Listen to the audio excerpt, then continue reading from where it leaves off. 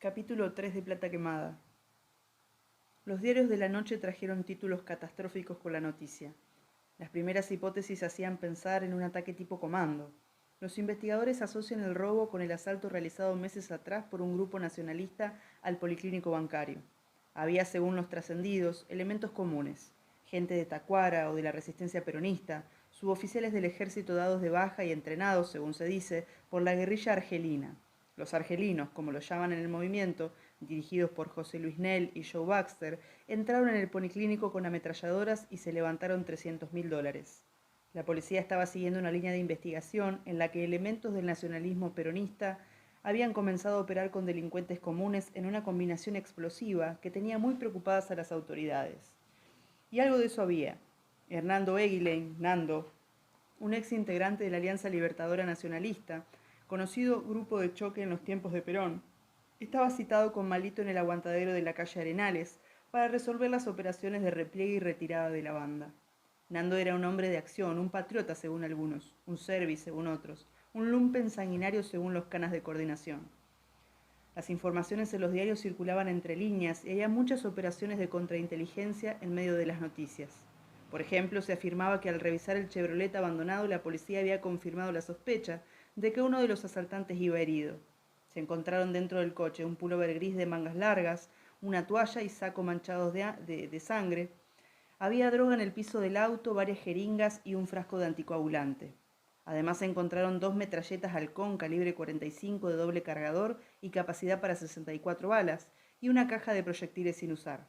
Como detalle ilustrativo de la peligrosidad de los asaltantes, dicen los diarios, se consigna el hecho de que la ametralladora fue accionada luego de trabarle el seguro con un perno con el fin de que al disparar salieran directamente las ráfagas en descargas completas de 50 tiros. El auto presentaba 4 impactos en la parte trasera izquierda. Cerca de donde quedó accidentado el coche de los pistoleros, había un bolso tipo marinero con 18.000 pesos adentro. Según informaciones de último momento, los policías que investigan el sangriento asalto prestan especial atención a los bolsos abandonados por los malhechores en su fuga, algunos en el Chevrolet accidentado, otros caídos durante la persecución. Son de lona tipo marinero y se presume que fueron preparados para llevar el dinero robado.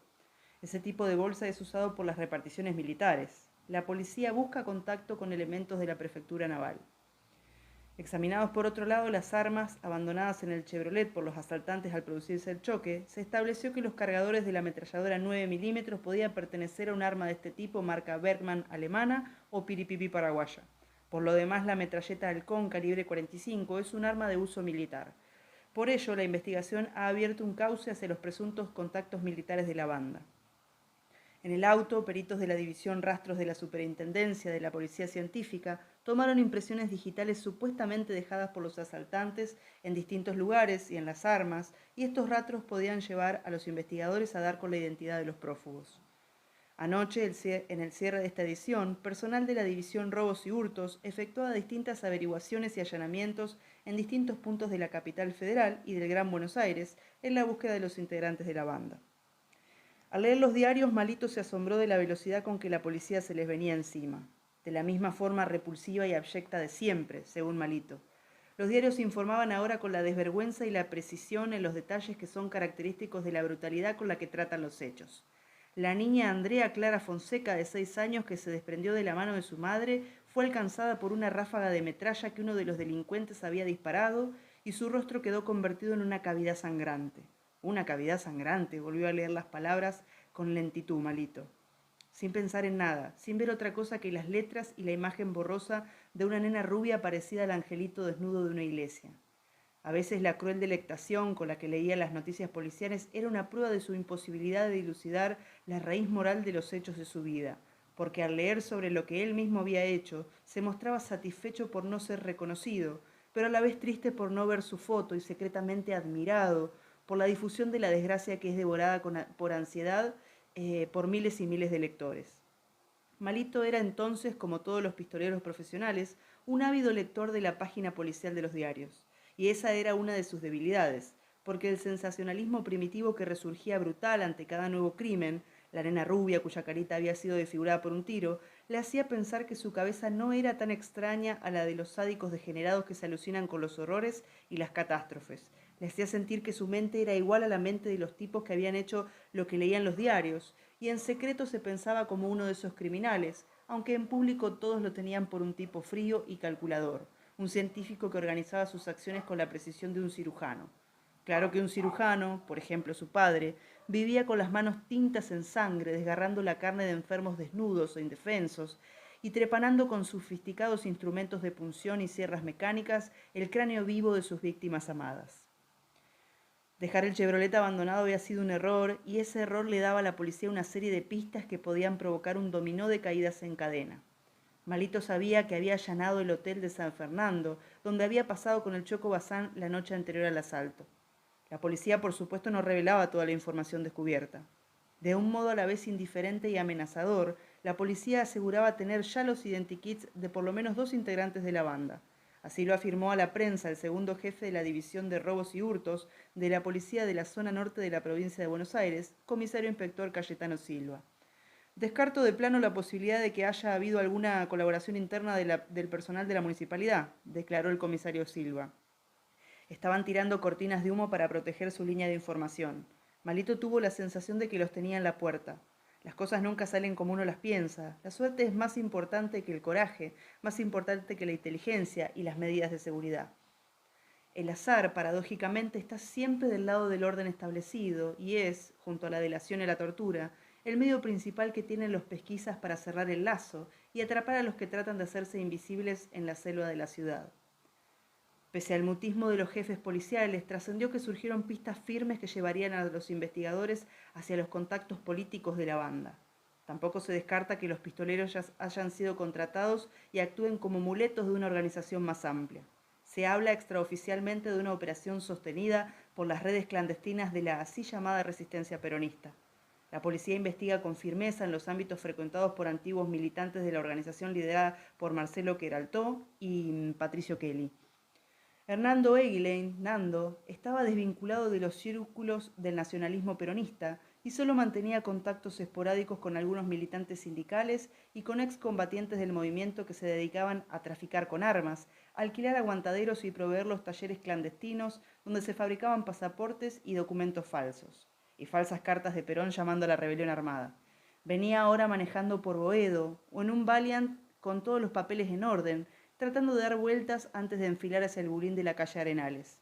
No quería llamar por teléfono ni presentarse antes de tiempo porque, como todos los que andan por la ciudad con la policía prendida en los talones, temía meterse en una perrera y entrar en un embute envenenado con los tiras esperando en el depto y caer en una trampa.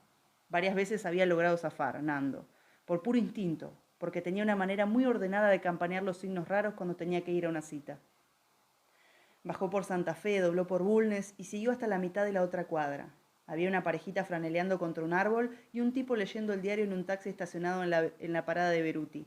La entrada del edificio estaba bastante tranquila y el portero baldeaba la vereda. Era un buen signo. Los porteros se esfuman si la cana hace un procedimiento. La mitad de los porteros de Buenos Aires estaban afiliados al Partido Comunista y la otra mitad eran buchones de la cana, pero ninguno se hacía ver si los tiras habían armado una emboscada. Pero por ahí el portero que lavaba la vereda era un tira camuflado que lo encanutaban no bien se metía en el ascensor. Nando caminó con aire tranquilo, entró en el hall y bajó hacia el sótano que daba al garage. No había nadie. Cruzó el pasillo y se metió por la escalera de servicio. Prefería entrar por la cocina. Si la yuta estaba adentro tenía una posibilidad remota de atrincherarse en el hueco del incinerador y defenderse a tiros. Pero no había canas, estaba todo bien. Cuando cruzó la cocina y entró en el living, lo primero que vio fue al gaucho rubio tirado en un sofá, con una venda ensangrentada en el cuello leyendo una revista ilustrada, y al nene limando el percutor de un fierro con mucho cuidado sobre una mesita ratona. Lo más divertido era que toda la plata estaba amontonada en una especie de vargueño con un espejo que la duplicaba, una parva de guita sobre un hule blanco repetida, como una ilusión en el agua pura del espejo. El nene lo miró y puso cara de complicidad mientras le señalaba la puerta cerrada del dormitorio, desde donde llegaban los gemidos sofocados y el murmullo de un encame. Eran seguro el cuervo y la nena que se pasaban la vida en la cama. Malito está ahí, dijo el nene y cabeció hacia la pieza del fondo. Después siguió limando la pestaña de la vereta, buscando que el gatillo fuera dócil al tacto y sensible como una mariposa. No le gustaba a Nando. Era de otro palo, parecía un cana, con el bigotito recortado y los ojos muertos, pero no era un cana. Había sido una especie de cana, un informante de la alianza, digamos, un político, fichó el nene. Un gil como todos los giles que se hacían matar por el viejo. Los más envenenados al final se empezaron a juntar con los comunes, según decían, para reventar armerías y asaltar bancos con el pretexto de juntar plata para la vuelta de Perón. La vuelta a las pelotas, pensaba el nene. Lo único que tenemos en común es que nos picanean para averiguar si somos muñecos de la CGT. ¿Hay novedades? Todo bien, dijo Nando. Tiran bolazos por toda la ciudad, pero están en pelotas. Lo pusieron al Chancho Silva a cargo. Ese es un guacho, hay que cuidarse. Debe estar apretando a todos los bocinas y a esta altura seguro tiene alguna pista. ¿Vieron los diarios? Perder el auto fue una lástima. ¿Vos lo levantaste? El Cuervo fue, lo levantó en Lanús. No hay drama, era un auto afanado que la cana había vendido a un fierrero. Ya tenía todo tocado. Nando les avisó que iba a tener que pasar 2 o 3 días encerrados sin moverse hasta terminar de armar la red para poder cruzar el charco. El gaucho bajó la revista que estaba leyendo y levantó la vista. ¿Vos sos uruguayo? Se miraron un momento en silencio y Nando sacudió la cabeza. No soy uruguayo, pero los voy a cruzar a Uruguay. Ya sé, claro, pero tenés como pinta de charrúa, sin embargo. Vos, das la impresión, dijo el gaucho, todos los uruguayos parecen viudos. En realidad parecen peronistas los uruguayos, viudos del general. Estás simpático, gaucho, ¿qué te pasa? Dijo Nando. ¿Te largaste a hablar ahora que estás curado? El gaucho volvió a levantar la revista y se puso a leer. Le decía eso porque él hablaba poco, se entendía con el nene sin hablar. Después se quedaba horas callado, pensando, oyendo cosas. Sentía como un murmullo en la cabeza, una radio de onda corta que trataba de filtrarse en las placas del cráneo, transmitir en la parte interna del cerebro, algo así. A veces había interferencias, ruidos raros, gente que hablaba en lenguas desconocidas, sintonizaban, vaya a saber, de Japón por ahí, de Rusia. No le daba importancia porque le venía pasando desde que era chico. Lo molestaba a veces para dormir o de golpe le venían frases a la cabeza y tenía que decirlas, como recién, cuando le dijo a Nando que era un viudo uruguayo. Oyó eso entre los huesos del cráneo y lo dijo, y el tipo lo había mirado raro. No quería meterse en problemas, pero a la vez se divertía pensando en la cara de nabo de Nando cuando le dijo que tenía aspecto de charrúa. La palabra aspecto también le daba risa. Era como si le hubiera dicho insecto a Nando, o prospecto, o medicinal. Se iba a tomar una anfeta, un actemín. Seguían hablando el nene y Nando, pero el gaucho casi no lo sentía. Era como el ruido del viento. Se sentó en la cama y escuchó. Che, dijo Nando, y miró al nene y después miró la puerta cerrada. ¿Malito sigue ahí? Malito seguía ahí, encerrado en la otra pieza con las persianas corridas para evitar la luz del sol, en penumbras, pero con un veladorcito prendido, una tulipa con una bombita de 25 watts porque no podía dormir en la oscuridad desde los años pasados en la prisión, siempre con la luz prendida de noche, igual que en la celda. Nando había conocido a Malito en la cárcel de Sierra Chica en el 56 o 57. Lo recordaba como un chico reservado, muy joven, que había caído por error entre los políticos. Torturaban a todos los que caían como si fuera un método de identificación. Eran los tiempos duros de la resistencia, y Malito se vio metido en un cuadro con los comunistas y los trotskistas y los nazis de la Guardia Restauradora Nacionalista. Hizo una ranchada con ellos. Había varios sindicalistas de la UOM, 2 o 3 suboficiales del ejército y unos tipos que venían de Tacuara. Malito y Nando se hicieron amigos. Desde esa época viene esa extraña alianza basada en largas horas de conversación en las noches muertas de la cárcel. Muy inteligentes, aprendieron rápido uno del otro y enseguida empezaron a hacer planes. Un grupo de tipos arrojados puede hacer mucho en este país, decía siempre Nando. Los chorros son muy despiolados. Un grupo con orden y disciplina, un grupo de malandracas bien armados, llega a donde quiere acá. Y ahora estaban en eso. Pensaba que lo mejor era conseguir la tropa entre los tipos de la pesada y no tener que andar fumando gente. Nando tenía la ilusión de hacerlos entrar en la organización. Poner caños, robar bancos, cortar líneas eléctricas, provocar incendios, disturbios. Las cosas habían salido al revés y los tipos de la pesada habían terminado por llevárselo a Nando como organizador. Tenía perspectiva y mirada estratégica, y él había armado la inteligencia del asalto. Sus contactos eran múltiples y había establecido los nexos para el repliegue y la fuga después de la operación. Conocía a todo el mundo, sabía cómo moverse. Obtendría los documentos falsos, el embarque, los contactos uruguayos, un embute y la reventa del material. Era el nexo de todo el que quisiera cruzar en secreto al Uruguay. Pero había que resolver muchos problemas antes de moverse. Y Nando no estaba de acuerdo con mexicanear a los policías y a los entregadores del asalto. Malito se sentó en la cama y prendió un cigarrillo. Se veían las armas sobre la mesa y todos los diarios dispersos en el piso. No quería repartir la guita ni con los entregadores ni con la taquería. Estás chiflado, te van a denunciar al toque. Nando, si le doy la mitad de la mosca a esos tipos que no hicieron un pomo mientras nosotras nos jugamos las pelotas, sonría Malito, ahí sí que estaría loco. La situación era confusa. La policía trataba de ocultar lo que sabía, parecían estar desorientados y tendían a ligar el asalto con los grupos de derecha del peronismo. ¿Buscaban por ahí? Nando no estaba seguro. Conocía bien a Silva, al chancho. El comisario Silva de robos y hurtos no investiga, sencillamente tortura y usa la delación como método. Los pistoleros se cortan en el momento de ser detenidos con gilet en los antebrazos y en las piernas para no ser picaneados. Si hay sangre no hay picana, porque con la corriente te vas en seco. Había armado un escuadrón de la muerte siguiendo el modelo de los brasileños, pero actuaba legalmente Silva. Tenía el respaldo de coordinación porque su hipótesis era que todos los crímenes tenían un signo político. Se terminó la delincuencia común, decía Silva. Los criminales ahora son ideológicos, en la resaca que dejó el peronismo. Si algún chorrito que encontrás choreando grita viva Perón o grita Evita vive, cuando lo vas a encanar, son delincuentes sociales, son terroristas. Se levantan en medio de la noche, dejan a la mujer durmiendo en la cama, toman el 60, se bajan cerca de una barrera, meten un caño y hacen volar un tren. Son como los argelinos, están en guerra con toda la sociedad, quieren matarnos a todos. Por eso, según Silva, había que coordinar con la inteligencia del Estado la acción policial y limpiar la ciudad de esta bosta. Frío, un tipo profesional, inteligente, bien preparado, pero muy fanático el comisario Silva. Tenía una historia rara que nadie conocía bien. Le habían matado a una hija en un atentado a la salida del colegio, decían algunos. Le habían dejado paralítica a la mujer, le tiraron por el hueco del ascensor, decían otros. Le habían metido un tiro en los huevos y era impotente. Corrían esas historias varias versiones. Era un paranoico, no dormía nunca, tenía una serie de ideas extravagantes sobre el futuro político y el avance de los excomunistas y de los grasas. Y bajaba línea, todo el tiempo hacía discursos, explicaba. La gente de la resistencia peronista, resumía Silva, cansada de la militancia heroica, había empezado a chorear por su lado. Había que cortar esa conexión porque si no iba a volver el tiempo de los anarquistas cuando no se distinguían los chorros de los políticos. La policía brava de la provincia de Buenos Aires venía llevando una campaña de exterminio.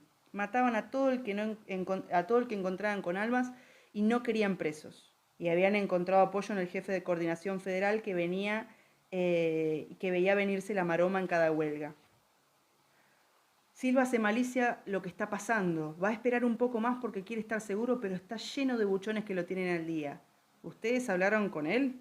Hay gente de nuestra en la jefatura. Sabemos lo que hacen, pero Silva se corta solo, no confía ni en la madre. ¿Te das cuenta?, dijo Nando. Sí, dijo Malito. Estaba preocupado. Llamalo a Mereles. Mereles salió de la catrera donde estaba encamado con la nena y fue a la pieza y se encerró con Malito y con Nando. Al rato volvió a salir con cara de aburrido. Vení adentro, nene, le dijo y miró al gaucho. Dice Malito que parés la oreja y que bichés de vez en cuando por la banderola que da a la calle. Dorda tenía una herida en el cuello sin importancia. Una bala le había rebotado en la culata del arma y se había desviado hacia el cogote. Empezó a sangrar y todos pensaron que se moría, pero cuando pasaron las horas la herida cicatrizó y se le veía mejor. Estaba debilitado porque había perdido mucha sangre y el nene lo había hecho algunas curaciones. ¿Qué está pasando? Nada, yo te aviso. Dorda no se movió. Lo miró al nene Briñone que se metía la pistola en la cintura y se iba también a la otra pieza. Despertate, gaucho, le dijo el cuervo desde la puerta, y vigilá la pajarera. El gaucho Dorda se quedó solo en el cuarto. Siguió tirado en el sofá y buscó en el piso el frasco de las anfetas y se tomó un par en seco. Ellos del otro lado cocinaban todo. No hablaban con él, nunca le preguntaban nada. De los planes se ocupaba el nene. Porque el gaucho y el nene eran para el gaucho uno solo. Hermanos mellizos, gemelos. Los hermanos corsos, es decir, trataba de explicar Dorda, se entendían a ciegas, actuaban de memoria. Le parecía así a él que sentía lo mismo que el nene Briñone. Dorda dejaba entonces que la rutina diaria la armara el nene. La plata y las decisiones significaban poco para él. Su interés exclusivo eran las drogas. Su oscura mente patológica, decía el informe psiquiátrico del doctor Bunge, pensaba rara vez en otra cosa que no fueran las drogas y las voces que escuchaba en secreto.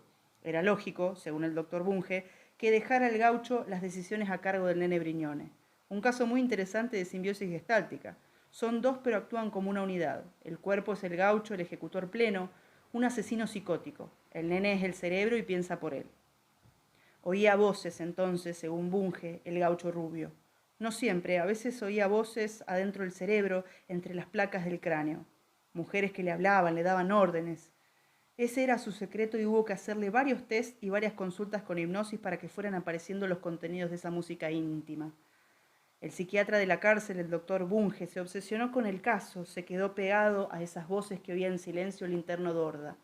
Me dicen que hay una laguna por Carué, que si uno se tira a flota de tanta sal, que uno se tira a flota y de tanta sal que tiene el agua, me dicen que ahí murió un cacique, un indio puto, Ranquel. Murió ahogado porque lo ataron a una piedra del molino al cuello y ya que dicen que se había agarchado a un gringuito cautivo que tenían atado con una cadena por el tobillo en un poste, en la toldería, y el indio fue y se lo hizo, este cacique coliqueo. Y lo ahogaron en un charco, y a veces el desdichado sale a flote todo emplumado y la corriente lo lleva por los pajonales entre las tacuaras y el cirro de las totoras, como un fantasma. Después repetía con voz letárgica el gaucho rubio un fragmento de la Santa Biblia, Matías 18:6, que decía le dictaba un cura, y a cualquiera que escandalizara a un gringuito, mejor le fuera que se le colgase una piedra de molino y se le anegase en lo profundo de la laguna de Carué. Salvo por las voces, era un tipo normal. A veces el doctor Bunge incluso pensaba que era un simulador, Dorda, que buscaba zafar de la ley y se hacía el loco para no ser condenado. En el informe, de todos modos, Bunge explicó la caracteropatía de Dorda como la de un esquizo con tendencia a la afasia, porque oía voces y hablaba poco, pero por eso era callado. Los que no hablan, los autistas, están todo el tiempo sintiendo voces. Gente que habla, viven en otra frecuencia, ocupados por un murmullo, un cuchicheo interminable, oyendo órdenes, gritos, risas sofocadas. Le decían guacha a veces las voces, lo llamaban así esas mujeres, al gaucho Dorda, vení, guacha, yeguita, y él se quedaba quieto sin moverse para que nadie oyera lo que le estaban diciendo. Triste, mirando el aire, con ganas a veces de llorar, pero sin llorar para que nadie se diera cuenta de que era una mujer. Su mayor orgullo era su sangre fría y su decisión. Nadie podría leerle el pensamiento ni escuchar lo que le decían las mujeres. Usaba un par de anteojos de sol, clipper, con cristales espejo que había encontrado en un auto, una tarde en la que había robado un bacán cerca de Palermo. Le gustaban, eran elegantes, le daban un aire mundano y se miraba de perfil en el espejo, en los baños, en la vidriera de los negocios. Ahora se sacó los clippers y se puso a mirar con extremo cuidado el plano de un motor fuera de borda en una lancha dibujado en escala. Se la pasaba tirado en el sofá estudiando la revista Mecánica Popular y a veces se ponía a dibujar motores. Se sentó y puso un papel Canson en la mesita ratona y empezó a sacarle punta al lápiz. En ese momento apareció la nena, vestida con una camisa de hombre y cruzó descalza hacia la cocina. ¿Necesitas algo, Chirucita?, dijo el gaucho. Nada, gracias, dijo la nena, y el gaucho la vio levantar el culito y ponerse en puntas de pie para alcanzar la merca en el mueble de arriba de la cocina. ¿Me das un beso?, dijo Dorda. La nena se paró en la puerta y le sonrió. Lo trataba como si fuera invisible, como si fuera de madera. Le veía los pelitos del pubis entre los bajos de la camisa, de seda del cuervo, el gaucho, a la nena. Se imaginaba el roce suave de la seda entre las piernas y no podía dejar de mirarla. ¿Qué mirás? Ojo que le aviso a papi, dijo la nena y se metió otra vez en la pieza. El gaucho hizo el gesto de levantarse y de seguirla, pero volvió a tenderse sobre los almohadones con una especie de sonrisa en la cara. Cuando se enojaba sonreía como un chico. Miró la puerta cerrada con los ojitos medio torcidos. Él era visco pa' dentro, como decía su finada madre. Un estrabismo convergente que le daba ese aspecto de tipo obsesivo, muy peligroso, que es lo que es, informa el doctor Bunge. Dorda tiene entonces la cara perfecta de la clase de sujeto que representa, agrega el doctor Bunge, un lunático criminal que actúa con una sonrisa nerviosa, angelical y sin alma. De chico la afinada madre lo sorprendió cuando cortaba en dos a un pollito vivo con una tijera de esquilar y se lo llevó al comisario para que lo ponga preso a lonjazos su finada madre, allá en Longchamps. Lo sacó del gallinero y lo mandó en cana. Mi propia madre, decía titubeando sin saber si putearla o agradecerle el intento de enderezarle la vida. La maldad, decía Dorda, muy acelerado con la mezcla de la anfeta y la coca. No es algo que se haga con la voluntad, es una luz que viene y que te lleva. Lo detuvieron varias veces de chico hasta que a los 15 lo mandaron al neuropsiquiátrico de Melchor Romero, cerca de La Plata. El interno más joven de toda la historia, decía con orgullo Dorda. Lo sentaron en una sala blanca con los otros colifas y él apenas llegaba a la mesa. Pero era la piel de Judas, un criminal infantil. Mataba gatos metiéndolos en un nido de avispa. Muy complicada la operación. No es por alabarme, decía el gaucho, pero había hecho unos nudos con alambre que el gatito no se podía mover, solo gritaba y maullaba como una gallina, el cat. Al poco tiempo mató a un linchero de una puñalada para robarle una linterna. Primero lo llevaron a la comisaría, lo molieron a palos y después lo internaron al psiquiátrico. El médico de guardia era un pelado con anteojos que tomaba nota en una libreta. Lo mandó al pabellón de locos tranquilos y la primera noche se lo cogieron 3 enfermeros. Uno se le hacía chupar, el otro lo tenía agarrado y el tercero se le enterraba en la pavita.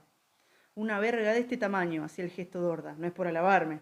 Se convirtió en carne del loquero. Se escapaba y lo volvían a enganchar, se escapaba y andaba rondando por las estaciones, por Retiro, por Once, raterías chicas, escruches en casas abandonadas. Era loco por los fierros y de a poco se fue haciendo un experto en levantar autos. Desde que veía un auto hasta que lo reventaba necesitaba 2 minutos, 2 minutos 30. El tipo más rápido del oeste, decía, porque siempre andaba por Morón, por Aedo. Venía del campo y siempre estaba tirando por las afueras de la ciudad. Tenía cara de paisano, sanguíneo, pelo pajizo, ojos celestes. Era provinciano, de una familia de inmigrantes piamonteses de María Juana, en la provincia de Santa Fe, gente muy trabajadora, callada como él, pero que no escuchaba voces. La maldad, decía la madre, se le dio con la misma obstinación y la misma fuerza que sus hermanos y su padre usaban para trabajar la tierra. En el campo un solazo que te cocina los sesos, los pajaritos se caen de los árboles del calor en verano. No se gana nada trabajando, decía el gaucho Dorda. Cuanto más se trabaja, menos se tiene. Mi hermano, el más chico, tuvo que vender la casa cuando se le enfermó la mujer y había trabajado toda la vida. Pero claro, se reía el nene. Fesa, ahora te avivás. A más laburo, más esclaveta. El nene Briñone y el gaucho Dorda siempre juntos se habían conocido en la cárcel de Batán, un basurero, cayeron juntos en un pabellón de invertidos, putos, violetas, reina, toda la mezcla. La primera vez que me levantó un hombre pensé que iba a quedar embarazado, dijo Dorda. Mirá si seré opa. Era muy chico y cuando le vi el gorompo casi me desmayo de gusto. Se reía, se hacía el marmota, Dorda. Lo ponía nervioso a Malito, que era muy profesional y no le gustaban las guarangadas, no le gustaban los putos a Malito. Hablaban demasiado, según él. Pero no era verdad, le discutía el nene. Había reinas que se habían aguantado la picana sin decir ni pío, y él conocía a varios que se hacían los machitos y cuando veían la goma empezaban a cantar. La loca Margarita, un travesti, se llenó la boca de Gillette y se cortó que era un desastre y le mostró la lengua a la yuta y le dijo, si querés te la chupo, querido, pero a mí vos no me vas a hacer hablar. La mataron y tuvieron que tirarla al río en Quilmes, desnudo, con la pulsera y los aritos, pero no le sacaron una palabra. Hay que ser muy macho para hacer coger por un macho, decía el gaucho Dorda, y sonreía como una nena más frío que un gato. A un tipo le clavó una aguja de tejer en un pulmón. El tipo hizo shhh, se le fue el aire como un globo y quedó todo desinflado. Lo llamó opa. Y al gaucho no le gustaba que le dijeran opa, que le dijeran oligueta. Más respeto, pedía el gaucho rubio. Yo soy un descarriado de la primera hora, y sonreía como una chica. El nene se dio cuenta enseguida de que el gaucho era muy inteligente pero muy pirado. Psicótico, dijo el tordo Bunge, en el Melchor Romero. Por eso oía voces. Los que matan por matar es porque escuchan voces. Oyen hablar a la gente, están comunicados con el central, con la voz de los muertos, de los ausentes, de las mujeres perdidas. Es como un zumbido, decía Dorda, una cosa eléctrica que hace cric, cric, cric adentro del mate y no te deja dormir. Sufren a mí, loco, siempre una radio en la cabeza. ¿Vos sabés lo que es eso? Te hablan, te dicen porquerías. Le tenía lástima al nene, al gaucho rubio, y lo cuidaba, lo defendía. Él lo enganchó en el asalto de San Fernando. Malito lo llamó porque lo junaba bien al nene y necesitaba un pesado de la nueva ola. Quería renovar el elemento, basta de vejestorios, para vejestorios estaba él. Le tiró el laburo y el nene dijo, sí, vamos, 50-50 con la taquería. ¿Cuánto nos queda? Mínimo medio palo, a repartir entre 4. ¿Y el otro medio palo? Para ellos, dijo Malito. Ellos eran los que entregaban el negocio, incluida la cana y el concejal. El nene se quedó pensando, tardó en decidirse, estaban con la condicional, si volvía a caer no salía más. Voy con el gaucho rubio de heladero, si no, no. ¿Qué son ustedes? Dijo Malito. ¿Marido y mujer? Claro, boludo, dijo el nene. Cuando la carne escaseaba se acostaban juntos, el nene y el gaucho rubio, pero cada vez menos. Dorda era medio místico, le daba por dejar de coger y no hacerse la paja porque era muy supersticioso. Pensaba que si se le iba la leche perdía la poca luz que todavía le alumbraba la cabeza y se quedaba seco y sin ideas. Yo estoy así de tanto hacerme la María Muñeca. ¿En serio, doctor? Le decía el médico el gaucho, como si lo estuviera cargando. Cuando uno está en cana, ¿qué va a hacer? Te la haces cada media hora, como los monos, como los perros que se lamen. ¿No vio, doctor? Se la lamen. En Devoto había un enterriano que se la podía chupar solo. Se doblaba como un alambre y se sacaba la lengua y se la chupaba. Se reía el gaucho. Bueno, Dorda, dijo el doctor Bunge, está bien por hoy, y anotaba en la ficha obseso sexual, perverso polimorfo, lívido desmedida, peligroso, psicótico, invertido, mal de Parkinson. Tenía un pequeño temblequeo imperceptible, eléctrico, el gaucho, pero él lo explicaba todo con un esquema de líquidos corporales y de soplos. Estamos hechos de aire, decía, piel y aire. Después adentro está todo húmedo, entre la piel y el aire. Trataba de explicarse científicamente el gaucho rubio. Hay unos tubitos. La visión del hombre como un globo se le confirmó cuando vio que el tipo al que lo había atravesado con la aguja de tejer se desinflaba y quedó un trapo tirado en el piso. El tipo en el piso como ropa sucia. Estamos hechos de leche, de aire y de sangre, dijo el gaucho una noche volado con coca y locuaz. Estaba locuaz, contaba el nene, se acordaba. Se había dado con una merca de primerísima que le levantamos en la guantera del checo de un diputado. Hay unos tubitos, decía Dorda, y se tocaba el pecho, que van por acá, y se buscaba con los dedos entre las costillas. Son como de plástico y se vacían y se llenan, se vacían y se llenan. Cuando están llenos, pensás, cuando están vacíos, dormís. Lo que te acordás, ponele, de cuando sos chico es porque patinan en el aire, pasan por ahí. Las cosas que te acordás, los recuerdos, ¿no, nené? Claro, decía Briñones, le daba la razón. Muy inteligente Dorda, muy cerrado, con ese problema que tenía, la afasia, la mudez porque de golpe durante un mes no hablaba, se hacía entender con señas y con gestos, ponía los ojos así o cerraba los labios para hacerse comprender. Solo el nene lo captaba, muy loco el gaucho. Pero el tipo más entero y más valiente que se haya podido ver, según Briñones. Una vez con una 9 se enfrentó a la yuta y la tuvo a raya hasta que el nene pudo entrar con un auto marcha atrás y sacarlo en Lanús. Fue alucinante, parado y tirando con las dos manos, sereno, boom, boom, con una elegancia y los canas cagados de miedo. Cuando ven a un tipo así decidido que no le importa un belín, le tienen respeto. Si hubiera una guerra, supongamos que hubiera nacido en la época del general San Martín, el gaucho, decía el nene, bueno, tendría un monumento. Sería, no sé, qué sé yo, un héroe, pero nació fuera de época. Tiene ese problema de expresión que lo vuelve muy metido para adentro. Perfecto para hacer trabajos especiales. Va y mata a quien sea en un abrir y cerrar de ojos. Una vez en un robo el cajero no quería creer, pensó que era una broma. Se hacía el boludo el cajero en el banco, porque no mostró las armas el gaucho. Dijo, te asalto. Y el ganso del cajero, cuando lo vio con esa cara de atrasado mental, pensó que era una broma, que era un gracioso. Salí, le dijo, o dejate de joder, tarado, le habrá dicho. Dorda movió la mano apenas así en el bolsillo del guardapolvo, porque se había vestido con un guardapolvo blanco, de médico, y le reventó la cara de un tiro. Los del banco se encargaron ellos mismos de llenarle la bolsa con la plata cuando vieron cómo sonreía después de haberlo matado al cajero. Un tipo muy pero muy pesado el gaucho Dorda, un rayeta total. Ya no lo fajan los canas, no lo pasan por la máquina. Lo podés matar si igual no habla. Me haces acordar a un tipo que me levanté una vez en retiro en el baño. Te conté, gaucho, era como vos, yo estaba meando, el tipo me rondaba, me miraba el pedazo, me rondaba. Entonces yo lo chamullo, el tipo me muestra un papel que dice soy sordomudo. Pero se la mandé a guardar igual y me pagó una gamba y media. Soplaba cuando me lo estaba agarchando, claro, no podía decir nada, pero soltaba el aire, soplaba gozando. Soy sordomudo, contaba el nene y se reía y el gaucho lo miraba contento y se reía también con una risita turbada. Se acordaba Dorda y lo quería al nene. No podía expresarse, pero era capaz de dar la vida por Briñone. Ahora hizo un esfuerzo y se levantó. Le costaba pensar, pero pensaba y la cabeza le caminaba como una máquina de traducir, según el doctor Bunge. Todo le parecía dirigido personalmente a perjudicarlo, a él o al nene Briñone. Le hablaban y él traducía. Iba, por ejemplo, al cine de la iglesia de chico porque era del campo. Dorda y en el campo el cine es un entretenimiento religioso. Si uno iba a misa, contaba el gaucho, el cura te daba al salir un vale. Si tomabas la comunión te daba 2 vales el cura, con el que se podía entrar gratis al cine de la parroquia y a la mañana después de misa. Dorda podía ver las de episodios y traducía siempre la película como si él estuviera metido en la pantalla, como si lo hubiera vivido todo. Una vez lo echaron del cine parroquial porque se sacó la chota y empezó a mear. En la película vio un chico que estaba orinando de espaldas a la noche en medio del campo. Textual del sacristán al doctor Bunge en el informe psiquiátrico. Muy creyente Dorda, siempre quiso estar en la gracia de Dios e incluso su madre declaró que había querido ser sacerdote en Del Valle, pueblo próximo a 5 kilómetros de la casa de la familia, donde están los hermanos del Sagrado Corazón, pero cuando fue se lo levantó un linchera en el camino y ahí empezaron todas sus desdichas. En ese momento Merele salió de la pieza. ¿Qué hace, huevón? Le dijo al gaucho que estaba como soñando. Vení, tenemos que bajar a hablar por teléfono. Habían resuelto no pagar y mexicanear a todo el mundo. Por eso Malito había decidido cambiar los planes y llamar al Chueco Bazán. Eran las 6 de la mañana del jueves. No le hizo decir al Chueco dónde estaban escondidos, pero lo mandó a una cita con Fontán Reyes en un bar de Carlos Pellegrini y Lavalle para que los tuviera mientras ellos se desplazaban al otro aguantadero. Dio la orden de salir y de replegarse a la casa de Nando en Barracas. Y ahí fueron a esperar que se armaran los contactos para cruzar el Uruguay. alto, flaco, con ojos de buitre y una sonrisa de superioridad en los labios. El Choco Bazán fue detenido 3 horas después de esa llamada.